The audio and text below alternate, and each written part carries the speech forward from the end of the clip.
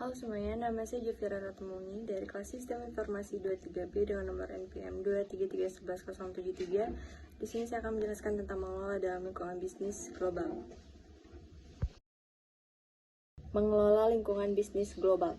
Mengelola lingkungan bisnis global. 1. Dunia yang tidak mengenal batas, ada 4 tingkat globalisasi, yaitu ada tahap domestik, berorientasi domestik, keterlibatan awal di luar negeri, dan kepekaan budaya tidak begitu penting. Yang B, tahap internasional, berorientasi ekspor dan multi domestik, menempati posisi kompetitif, kepekaan budaya merupakan hal yang sangat penting. Yang C, tahap multinasional, berorientasi multinasional, menempati tahap perkembangan meledaknya bisnis internasional, kepekaan budaya merupakan hal yang cukup penting. Yang D, tahap global, berorientasi pada pasar global, menempati tahap perkembangan global, kepekaan budaya merupakan hal yang sangat penting. Yang kedua, memulai bekerja secara internasional. Ada beberapa cara bagi organisasi untuk memasuki kancah internasional. Salah satunya adalah dengan mencari sumber daya bahan baku atau tenaga kerja yang lebih murah di luar negeri, yang disebut dengan offshoring atau outsourcing global. Cara lainnya adalah dengan memperluas pasar barang jadi luar negeri dan dilakukan dengan secara ekspor, lisensi, dan investasi. Berikut adalah strategi-strategi memasuki pasar yang banyak dilakukan oleh perusahaan dalam memasuki pasar luar negeri. Yang pertama ada ekspor. Exporting adalah sebuah strategi memasuki pasar asing yang dilakukan oleh organisasi dengan cara mempertahankan fasilitas produksinya di dalam negeri dan menjualnya ke luar negeri. Counter trade merupakan bentuk ekspor ke negara-negara miskin, yaitu barter produk dan produk dan bukan dengan mata uang.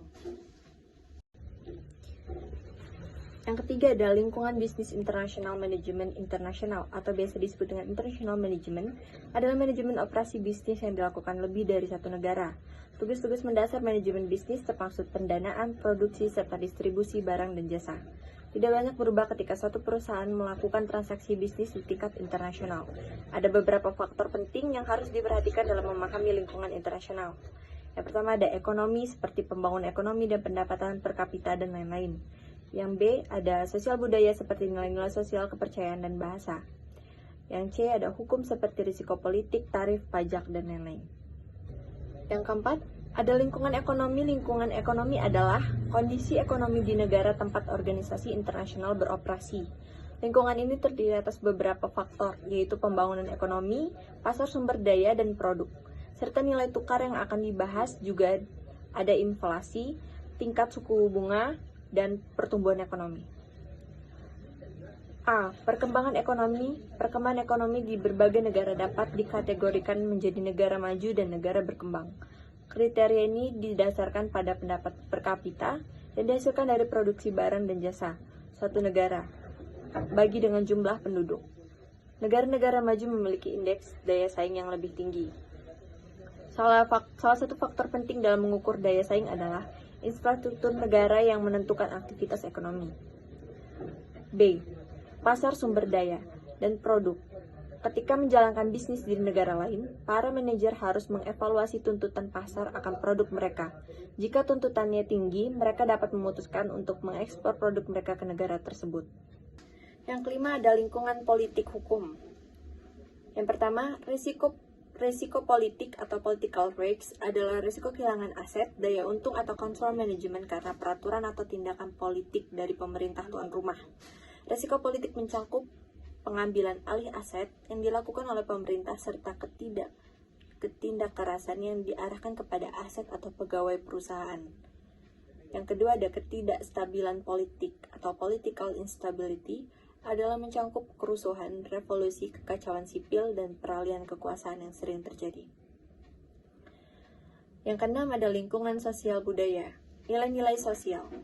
Dimensi nilai Hofstede dalam sebuah penelitian yang melibatkan 116.500 karyawan IBM di 40 negara, Great Hofstede mengidentifikasikan 4 dimensi sistem nilai nasional yang mempengaruhi hubungan kerja organisasi dan pegawai, yaitu jarak kekuasaan, tingkat penghindaran kekuasaan, dan individualisme dan kolektivisme.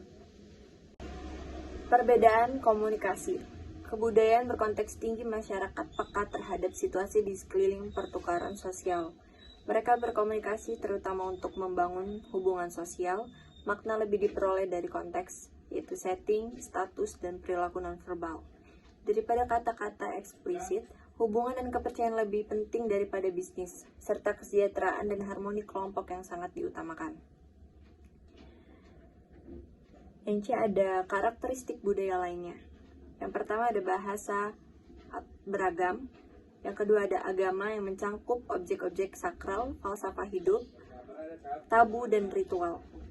Yang ketiga ada organisasi sosial, mencangkup hal ihwal, sistem status, kekerabatan dan keluarga, institusi sosial, dan peluang mobilitas sosial. Yang tujuh ada mengelola lingkungan internasional. A. Membangun kecerdasan budaya atau cultural intelligence adalah kemampuan seseorang dalam menggunakan daya pikir dan pengamatannya untuk menafsirkan bahasa tubuh dan situasi baru serta memberikan respon perilaku yang sesuai.